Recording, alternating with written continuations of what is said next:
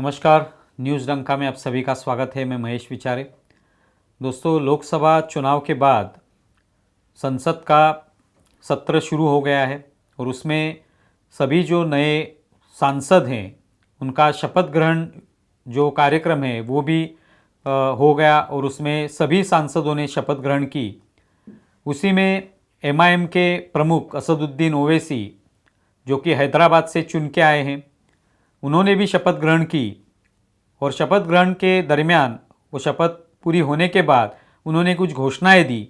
उसमें जय भीम, जय मीम, जय तेलंगाना, जय फिलिस्तीन, इस तरह की उनकी घोषणाएं थी। उसके बाद उनकी कड़ी आलोचना हुई, कड़ी निंदा हुई, सोशल मीडिया पर भी हुई। भारतीय जनता पार्टी के नेताओं ने भी उनकी कड़ी आलोचना की कि यहाँ पे इस तरह की घोषणाएं देने की क्या आवश्यकता है, विशेष तौर पर जय फिलिस्तीन बोलने की क्या आवश्यकता है। और ये बिल्कुल सही बात थी। सोशल मीडिया पर भी आलोचना की गई कि अगर जय फिलिस्तीन बोलना है तो आप फिलिस्तीन में ही चले जाइए, यहाँ पे क्या ज़रूरत है। और ये भी एक तरीके से सही है। असदुद्दीन ओवैसी भारत में जो अभी चुनाव हुए उसमें चुन के आए, यहाँ के वोटर्स ने उनको वोट दिया है। उस मतदाताओं ने जो वोट दिया उसके वजह से वो चुन के आए। उसके लिए भारत की पूरी प्रणाली जो है, चुनाव की प्रणाली, उसका उपयोग किया गया।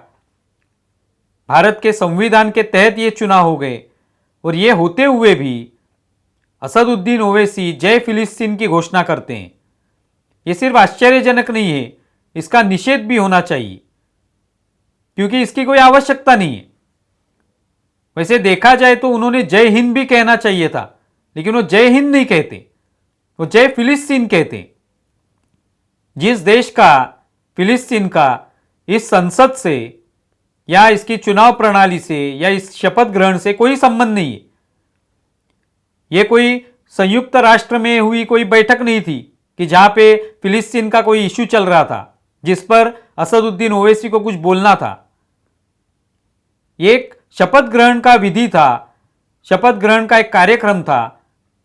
वो शपथ लेना है और चले जाना है, लेकिन उसमें जय फिलिस्तीन ये मुद्दा उठाकर एक तरीके से भारत में जो भी फिलिस्तीन के समर्थक है उनको दिखाने की कोशिश होगी शायद ओवैसी की कि मैं आपके साथ हूं या मैं इजराइल के खिलाफ हूं।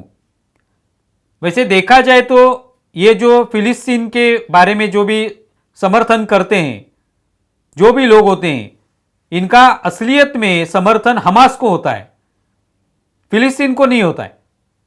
वैसे देखा जाए तो फिलिस्तीन या इजराइल दोनों से भी भारत के संबंध अच्छे हैं, लेकिन हमास ये जो आतंकवादी संगठन है इसके खिलाफ भारत भी है। अभी ये जो संघर्ष शुरू है इजराइल और हमास के बीच, ये कोई इजराइल और फिलिस्तीन के बीच में संघर्ष नहीं है, ये इजराइल और हमास के बीच वाला संघर्ष है और इसकी शुरुआत हमास ने की है। ये सभी लोग जानते हैं, पूरी दुनिया जानती है। लेकिन आज भी इतनी मौतें उसमें हुई, हजारों लोग मारे गए, उसमें फिलिस्तीन के भी लोग हैं, हमास के भी लोग हैं, बहुत सारे आतंकवादी मारे गए। लेकिन सवाल उपस्थित किया जाता है कि इजराइल ने ये युद्ध जो है, ये लड़ाई जो है, ये रोकनी चाहिए, आगे इसको बढ़ाना नहीं चाहिए। लेकिन ये किसने शुरू किया उस पर कभी आरोप नहीं होते।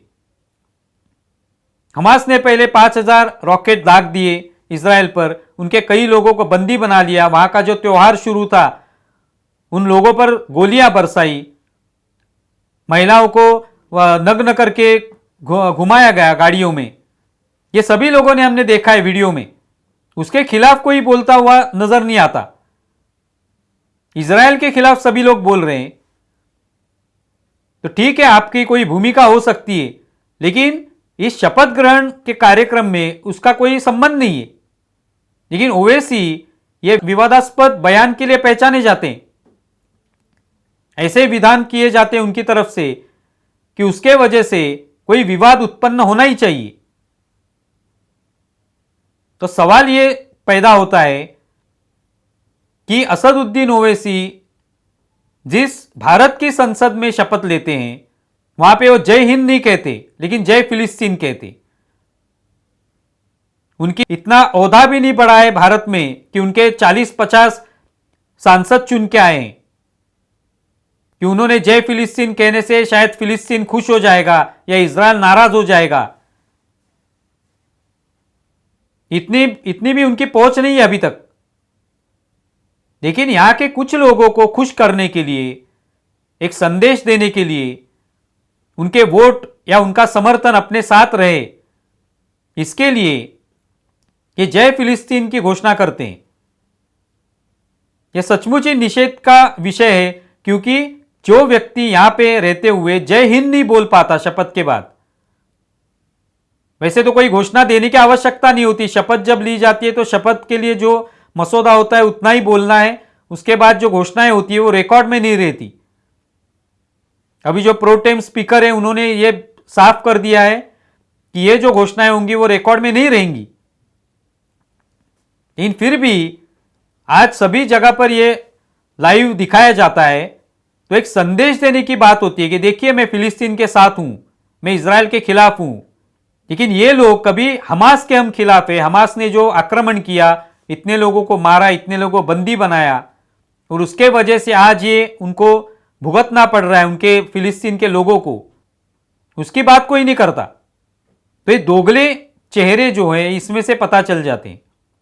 तो ओवैसी ने जय हिंद क्यों नहीं कहा, जय फिलिस्तीन की बात क्यों की, इसके बारे में हमको सोचना चाहिए। सभी लोगों ने सोचना चाहिए जो वोट देते हैं। एक तरीके से जिन्होंने वोट दिया, क्या वो फिलिस्तीन के थे? क्या वो सभी फिलिस्तीन के समर्थक हैं? लेकिन फिर भी ओवैसी जाके वहां पे जय फिलिस्तीन कहते हैं। इसके बारे में गंभीरतापूर्वक सोचना आवश्यक है, और संसद ने भी इस तरह की कोई बात करेगा तो उस पर कार्रवाई करनी आवश्यक है। आप इसके बारे में क्या सोचते हैं जरूर बताएं। हमारा ये वीडियो ज्यादा से ज्यादा शेयर करें और हमारा YouTube चैनल सब्सक्राइब करें। धन्यवाद।